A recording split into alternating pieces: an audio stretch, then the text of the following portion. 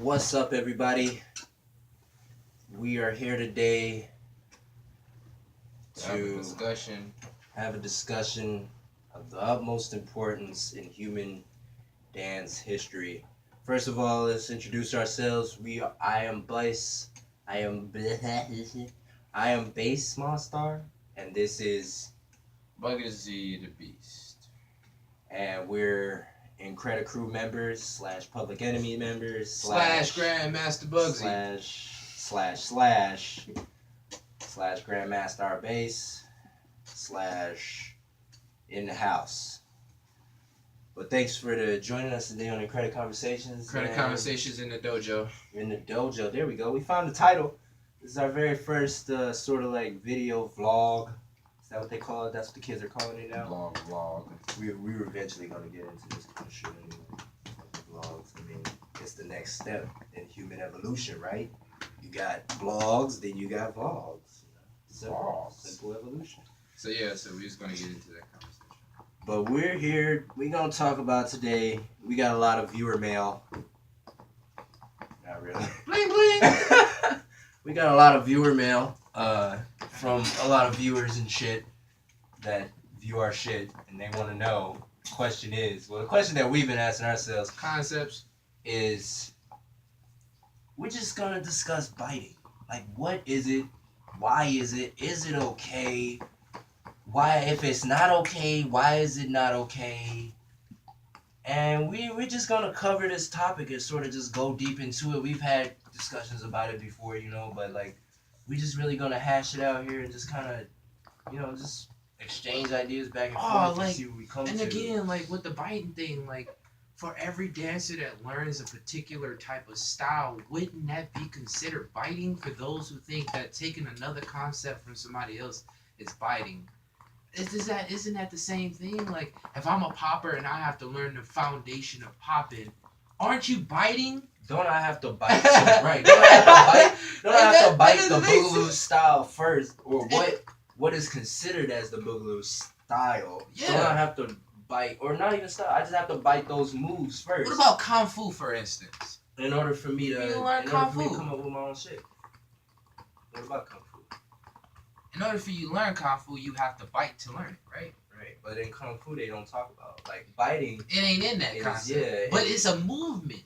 So if it's a movement, like, Kung Fu is everything, dance is in everything. And if martial arts is in everything, then everything is one. So it all has the same movement. But if we're talking about the biting aspect, we're talking about movement, because that's movement. And if you learn in a particular type of movement, you have to go, like Bruce Lee said. If you're learning, like you said, learning. Yeah, if you're learning anything, you're learning it. You're taking the information from what's already there and learning it. Because can you learn something, like, when you have something new? When you have something new, it has to come out of old things in order for it to be new. So when you're learning something, you are learning from what's already there. You're not creating learned knowledge out of your brain, out of nowhere. Like, I just came up with, like, Einstein didn't just come up with the theory of relativity off the top of the dome. No, he had that shit top. He had the idea, from other things, like this and that brought him to that conclusion. Right. And isn't that what that's what you're doing as a dancer. You're using, like, I kind of get the understanding of what is biting. Okay, so let's clarify that. What is biting? From what the retro society standpoints of talking about in the dance community now, biting is, say for instance, we have a guy. Okay, let's twist for instance. There's a few people who's learned, like, I met this guy just not too long ago, and we were out there street performing. He gave us his contact. He danced like Larry, just like Larry. Like, I mean, exact and all, but in some point, he has the flow of what he does, but in his creation, like, I understand what they mean when they say biting. For everybody else who would view him, they would probably be like, oh, he's biting, but at the same time, who knows something about who that is. Yeah, anybody else who doesn't know, they don't know. He's dancing. Yeah, he's dancing. But in that concept, like, he's he's cold at what he does, and in the midst of creating, he doesn't steal the same exact movement as though like he just learned it like it was choreo or something like that. There are certain moves that in his creation he creates something new. So by him having that foundation of the idol that he idols, his mentor, who he is to him, he has that foundation that he builds on top of it. Hey.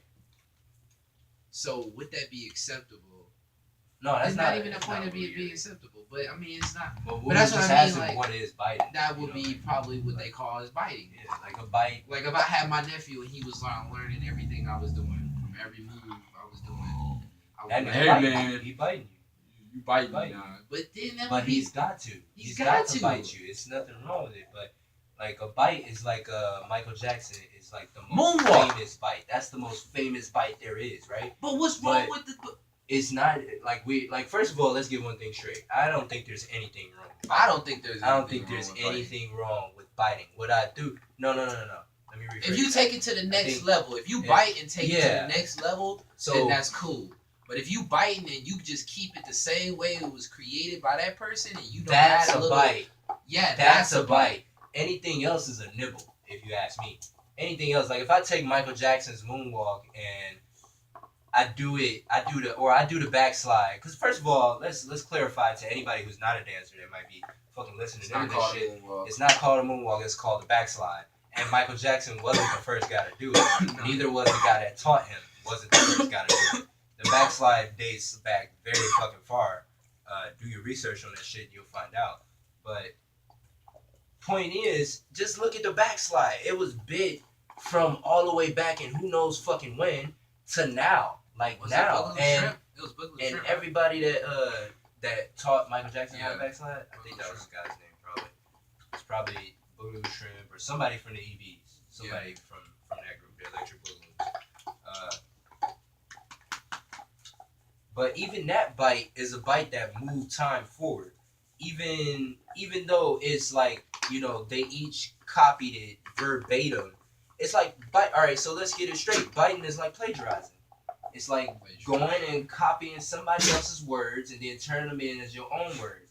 Now that's biting. That's biting. But if you sit, you copy the movement, and you pressure yourself to take it to the next level, and you pressure yourself to make it your own, I think that's nibbling. It's still biting, but you're not claiming it, and you're not, like, with biting, there's a whole little game to it. Because if you're biting, you not only are you taking the movement, you're also saying, I created this, and this other person didn't, and I had no influence. Now, if you got a mouth like that, and you say that's something biting, like that, then you're biting with disrespect.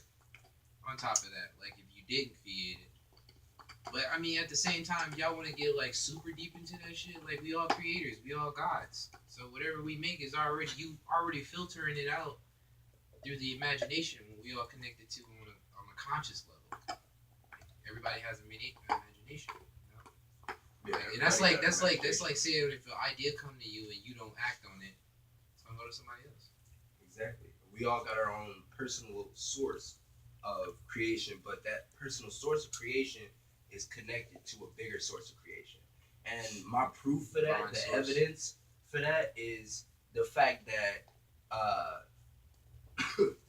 information can cross entire time and land zones without the internet.